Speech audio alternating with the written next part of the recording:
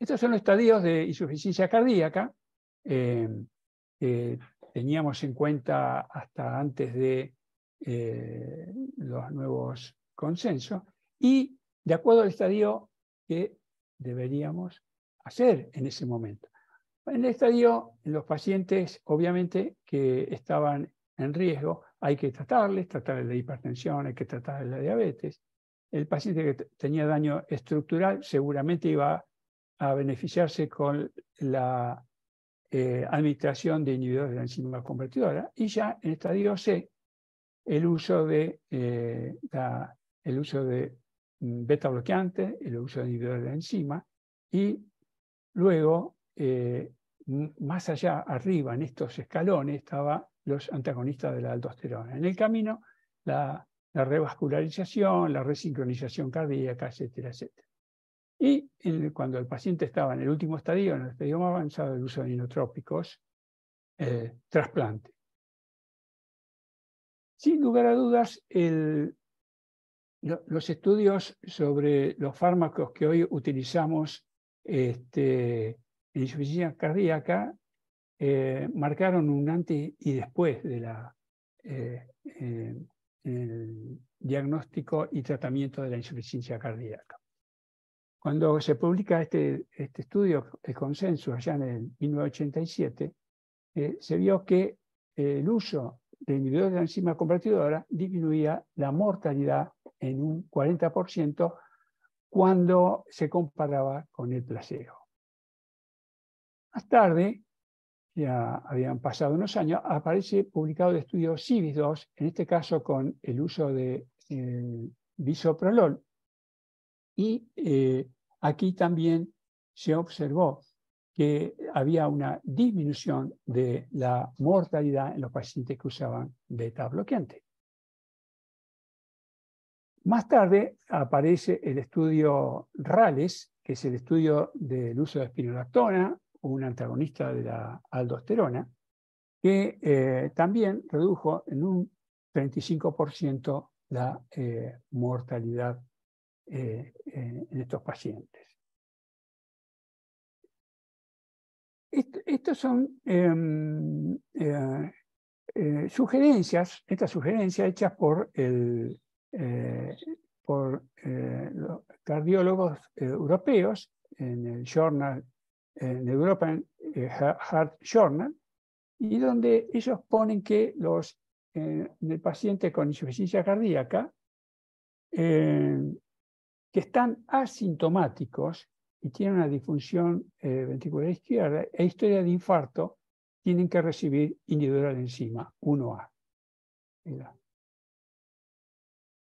Los pacientes, en esta misma sugerencia, los beta bloqueantes deben ser recomendadas en pacientes con disfunción asintomática, disfunción ventrículo izquierdo asintomática y una historia de infarto de miocardio 1B. Por último, en estas sugerencias, los inhibidores de la enzima convertidora, los beta bloqueantes y los antagonistas de la hormona de la aldosterona, con una clase 1 y un nivel A, se indican en todos los pacientes, se deberían indicar en todos los pacientes que están sintomáticos y con una fracción de eyección reducida. En el año 2014 aparece publicado el trabajo Paradigm, donde se compara el uso de sacubitril valsartán versus enalapril en pacientes con insuficiencia cardíaca. El valsartán actúa a nivel de los receptores de la angiotensina, y el sacubitrilo a nivel de la neprilesina. El sacubitrilo produciría una disminución de la neprilesina. La neprilesina tiene que ver con la degradación de distintas sustancias vasoactivas. Entonces, se dice que probablemente el sacubitrilo valsartán produce una mayor vasodilatación, una disminución de la actividad simpática, un aumento de la actividad parasimpática, un aumento de la natriuresis, una disminución de la fibrosis cardíaca y de la hipertrofia y un menor riesgo de arritmia. Este estudio, donde se comparó cabeza a cabeza sacubitrilo valsartán versus enalapril, fue muy superior en la combinación de estos dos fármacos sobre el enalapril.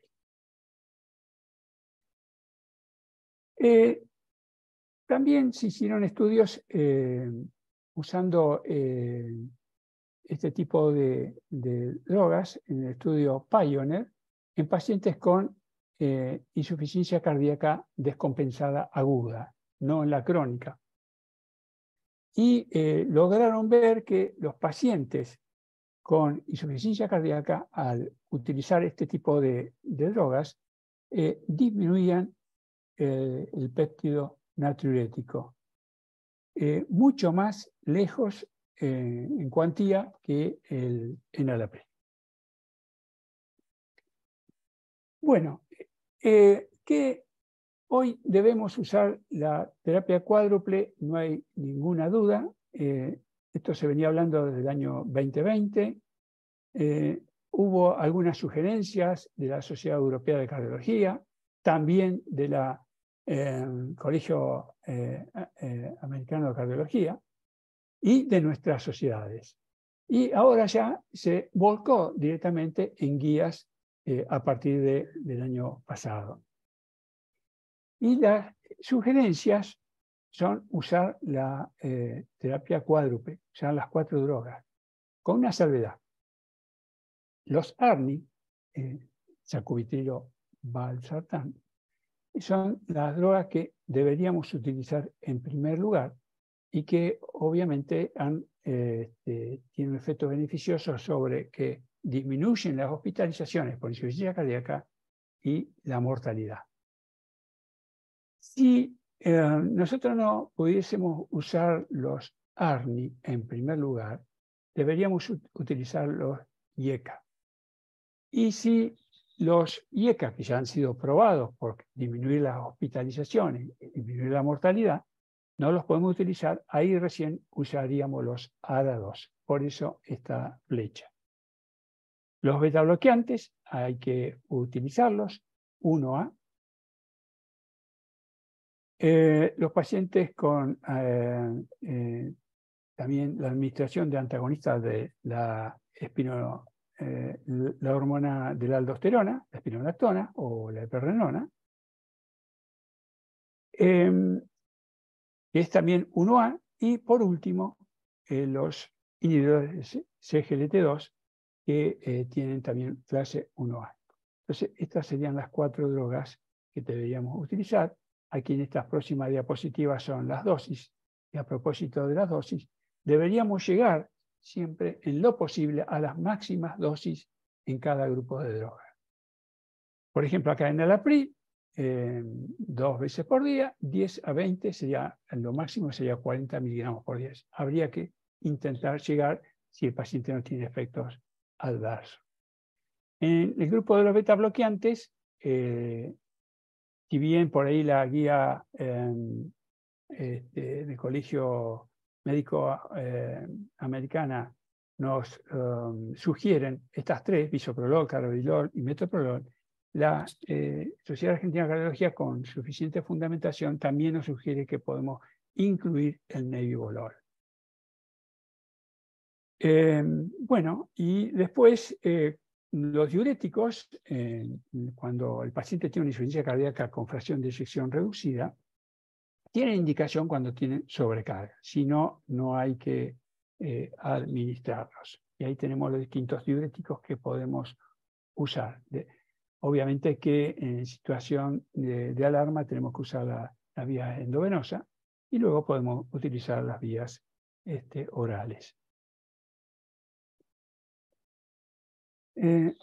El estudio, el Emperor, que se realizó con la utilización de empagliflozina y publicado en el 2020,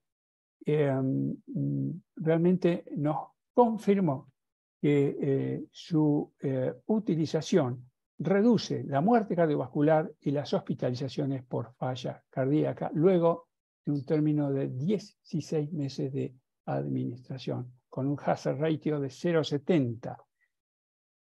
Y la filtración glomerular también se vio beneficiada, disminuyó menos que en el grupo placebo.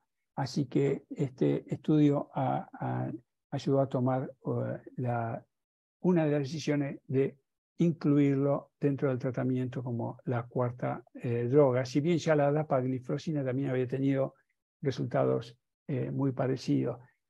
Estas drogas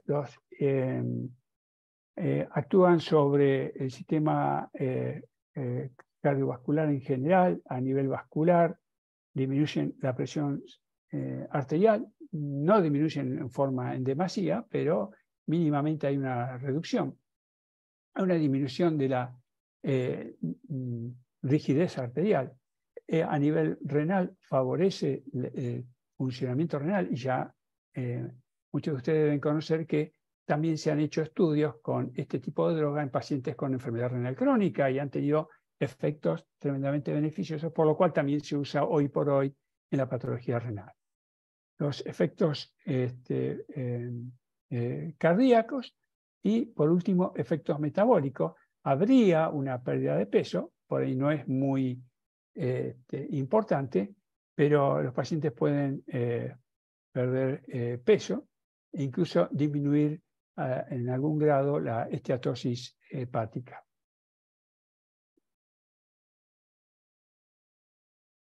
En el 2021, prácticamente todo esto que estuve comentando, los canadienses también se plegaron de la misma manera el uso de las 4 drogas y las guías que aparecen, las guías europeas en el 2021, nos recomiendan ya que los pacientes con falla cardíaca, con fracción de eyección reducida, requieren el uso de inhibidores de la enzima convertidora para disminuir el riesgo de hospitalización y mejorar la morbilidad de estos pacientes. 1A. Los beta bloqueantes también se recomiendan con una fuerza 1A para disminuir hospitalización y muerte. Los antagonistas de la aldosterona también son recomendados 1A, la DAPA o EMPA 1A, y el sacubitrilo valsartán es recomendado con una fuerza 1B. Y esto es una imagen extraída del último consenso del Colegio Americano de Cardiología para pacientes con insuficiencia cardíaca con fracción de excisión disminuida. Y ellos dicen que un primer paso en pacientes que tienen menos de fracción de eyección, menos o igual al 40%, deberían recibir ARNI o inhibidores de la enzima convertidora o antagonistas del receptor y en clase funcional 2 a 4. Deberían recibir beta bloqueantes, deberían recibir antagonistas de la aldosterona, los CGLT2 también, y si es necesario, diuréticos.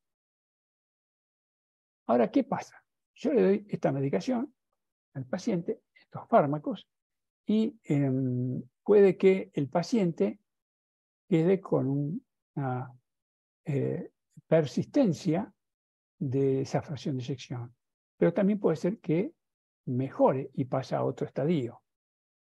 Si el paciente no mejora, nos sugieren lo siguiente. sería el paso 3. Pacientes con clase funcional 3-4, en pacientes americanos de origen africano, agregar hidralazina y nitratos. En pacientes que tienen una fracción de eyección menor del 35% y una sobrevida mayor a 1 año, la posibilidad de sobrevida, nos sugieren un cardiodefibrilador implantable. Y si el paciente tiene un clase funcional 2-3 con una fracción de eyección menor del 35 y tiene un QRS de más de 150, estos pacientes tendrían que ir a cardiodefibrilador. Supongamos que estos pacientes los síntomas mejoran, no se curan, mejoran los síntomas, y ahí nos detenemos. Pero si el paciente sigue continúa en falla cardíaca, una de las alternativas es el trasplante cardíaco. Y ya tratando de ir terminando, si bien mencioné las indicaciones para la insuficiencia cardíaca con fracción de eyección reducida, no sería lo mismo para insuficiencia, si bien es bastante similar, para insuficiencia cardíaca con fracción de eyección moderadamente reducida, aquellas que están entre 41 y 49%. ¿Qué nos sugieren? Esto es en base a colores.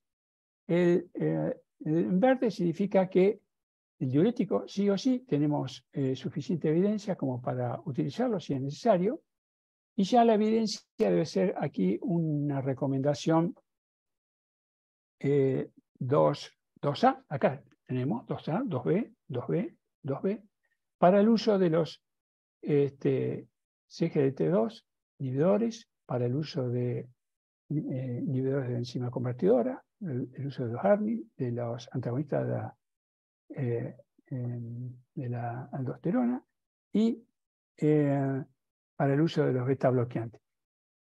En sí le vamos a dar el mismo tratamiento, pero no tenemos el respaldo en las recomendaciones que teníamos para los pacientes con baja fracción de eyección. Aquí, muy rápidamente, en los pacientes con baja fracción de eyección pueden llegar a tener que recibir un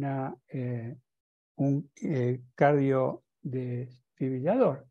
Y acá tenemos 1A, o sea, pacientes que podrían recibirlo. Y acá tienen las indicaciones. Esto yo se los puedo luego dejar o se los pasamos.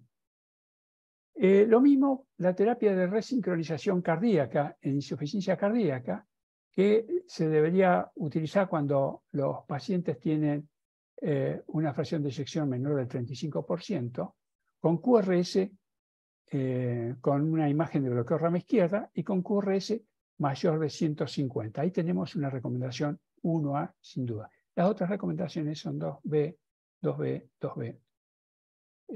Pero si el paciente tiene un QRS menor de 130, no habría que hacerlo. ¿Cómo debemos controlar a nuestro paciente? Yo aquí les traigo a una manera por ahí tanto práctica lo que hacen en algunos centros. Carlos, quedan 10 minutos. Ya terminó, ya terminó. Bueno. Sí, sí. Gracias, Romina. Una planillita en centros donde siguen estos pacientes, uno debería tener este tipo de datos donde esté anotada la fracción de eyección, el examen físico al alta, bueno, peso corporal, la presencia de edemas y el peso corporal. Estos son dos detalles pero muy importantes, porque el control de peso hay que hacerlo siempre en los pacientes con insuficiencia cardíaca, y son un signo que nos puede ayudar a tomar decisiones. Y acá otro detalle, en caso de FA indico anticoagulación. La indicación de, esto no lo comenté, de anticoagulación, los pacientes con insuficiencia cardíaca, es cuando tienen CHA2 más de 2, o en varón 3 en la mujer. Pero el paciente que tiene fibrilación auricular y tiene una amiloidosis cardíaca, se anticoagula directamente. Medicación al alta. ¿Qué le di? Beta bloqueantes, le di ARNI, le di IECA, ARA2, antagonista mineralocorticoide. Le di ibradina. Ibradina es una droga que ha demostrado en distintos estudios que al disminuir la frecuencia cardíaca de los pacientes que tienen una frecuencia por allá más de 70, se logra una disminución de los parámetros de morbimortalidad. Así que esta es una droga para tenerla en cuenta. Y así, bueno, yo quería también mostrarles, este es un estudio que se hizo con 909 pacientes de distintos consultorios de cardiólogos de nuestro país para ver qué características tienen nuestros pacientes con insuficiencia cardíaca. Fíjense la edad, paciente de 72, más o menos 14 años, sexo masculino, un porcentaje mayor, la hipertensión, cómo está presente, 74%, la diabetes, bueno, en un valor mucho más bajo acá, pero la hipertensión, 74%. Después, IAN previo, un 17%, insuficiencia cardíaca de previa, 36%, etcétera, etcétera. Entonces, se buscaron también, aparte de las características epidemiológicas de esta población con insuficiencia cardíaca, qué factores desencadenantes se podían hallar. En un 28% no hubo forma de saberlo. La infección en un 15%, la transgresión alimentaria, esto sería sodio, 13.5%, hipertensión 10%, falta de adherencia farmacológica 10%, arritmia 9.7% y otra 11.6%. ¿Qué pasó con nuestros pacientes aquí en Argentina? El ecocardiograma reveló que la fracción de eyección preservada, más del 50%, está presente en el 35%. Quiero comentarles que en algunos datos, bibliografías, hablan de mucho más, pero bueno, estos son nuestros datos. Un 50% estuvo disminuida la fracción de eyección y intermedia un 15%. La mortalidad hospitalaria fue de 7%. Y fíjense en este dato, presten atención. ¿Qué tratamiento farmacológico tenían estos pacientes año 2020 al egreso? Tenían beta bloqueante, 73%. IECA, 36%. ARA2, 34%. ARNI, sacubitril/valsartán, 5.2%. IECA, ARA-ARNI, 63%. Furosemida, 67%. Antialdosterónico, casi 40%. Digosina, 6.3%. Y varadina, 2.4%. Pues cada uno puede sacar conclusiones y seguramente que esto da lugar a esto que está acá abajo, que es el porcentaje de reinternaciones, 62% de reinternaciones. Esto habla de mayor mortalidad. Y al alta, el 53% no se controló al alta, el 5% tuvo control clínico y un 42% fue visto por cardiología. Entonces ya terminando y las conclusiones finales, la insuficiencia cardíaca debe pensarse y tenerse en cuenta en todo paciente con riesgo cardiovascular. La fracción de eyección es fundamental en todo paciente con insuficiencia cardíaca. Los tratamientos actuales son muy promisorios y hay que enfatizarlo desde el inicio, asegurarnos el seguimiento médico de los pacientes con insuficiencia cardíaca. Este es un detalle, pero muy, muy importante que tenemos que tener en cuenta, porque el porcentaje de pacientes que no vuelven a controlarse, como vieron en la última diapositiva, es muchísimo. Y a fin de evitar la aparición y disminuir la presencia de insuficiencia cardíaca, hay que controlar la presión arterial alta y los distintos factores de riesgo cardiovascular. Muchas gracias.